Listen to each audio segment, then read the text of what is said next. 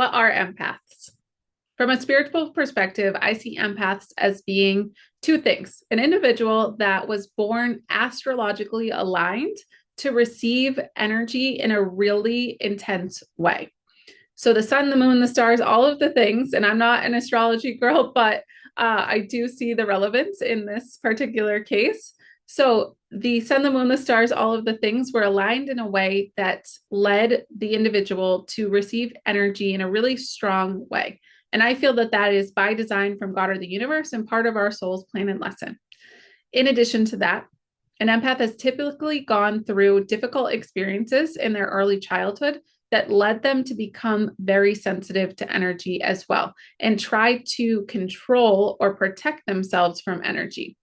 For example, you may have somebody that had to listen to the tone of the voice of their parents in order to adjust their behavior and their reactions in order to keep themselves safe.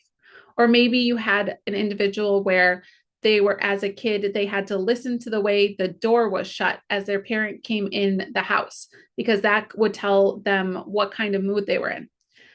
As these people get older, including myself, we go out into the world and we're picking up on all of the negative energy of everybody because we're trying to subconsciously keep ourselves safe.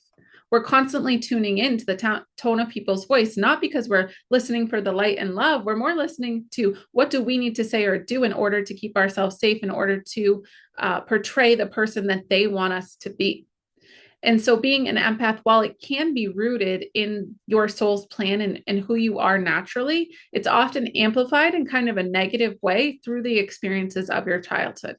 Going back into your childhood and doing inner child healing and really finding your self-worth and your self-confidence can help drastically in not picking up that negative energy all of the time.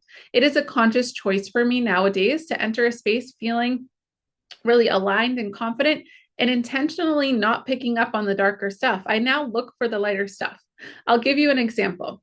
About 6 months into my sobriety journey, I was invited to a concert at a dive bar. Immediately, my mind said, don't do that, Cass. What are you thinking? Like, this is not going to be good energy. I was meditating heavily. I was practicing mediumship, and I was just like really immersed in my spiritual and healing growth. And I thought that that wouldn't be a good setting for me to go into. But I was really solid in my sobriety, and I really liked the music that was going to be played. And I kind of took it on as a challenge to see how I did. And so I walked into the bar and I imagined before I left that I would be picking up on all of the drunk people and the negative energy and all of the grossness of the bar. But what happened was not that. It was absolutely incredible. I sat there and I watched the music and I had the time of my life. And I was in such a higher state of consciousness. And at this point, I wasn't working full time. So, I mean, I was really like in a high vibrational state, meditating all the time and just like doing all the spiritual stuff all the time, 24/7. And I was just picking up on all of the people who loved the music. I was picking up on the energy of the music that was really beautiful.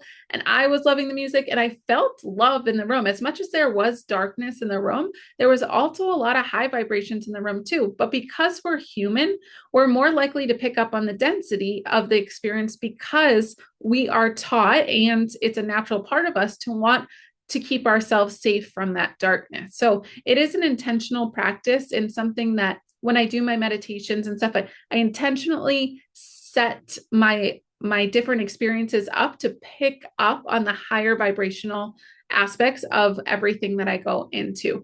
But it's been a really beautiful transformation where I can go into most public spaces now and pick up on the good and not feel nearly as strange from picking up on all the dark stuff. Another thing that an empath has to let go of is our desire to fix what we feel.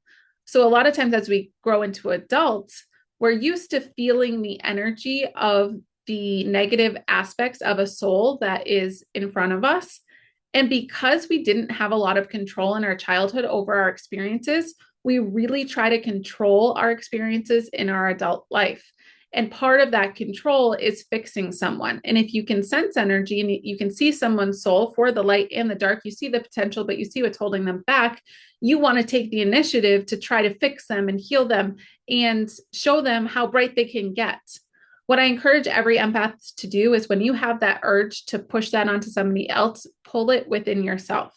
You're operating from a place of needing that person to act in a certain way in order for you to feel safe. But you have the ability to feel safe within yourself.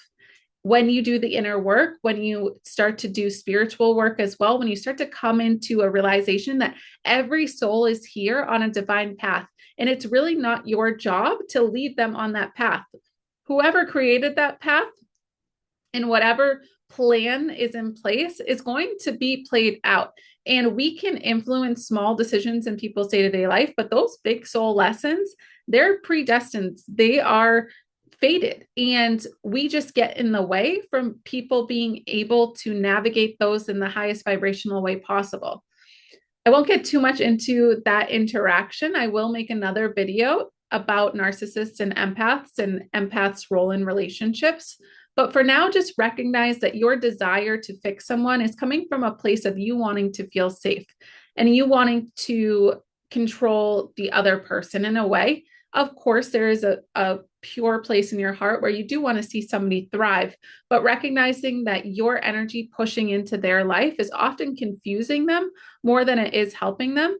And you coming into a higher frequency and a more stable and balanced and loving place internally can actually create a foundation for you both to grow more than just pushing energy into someone's experience.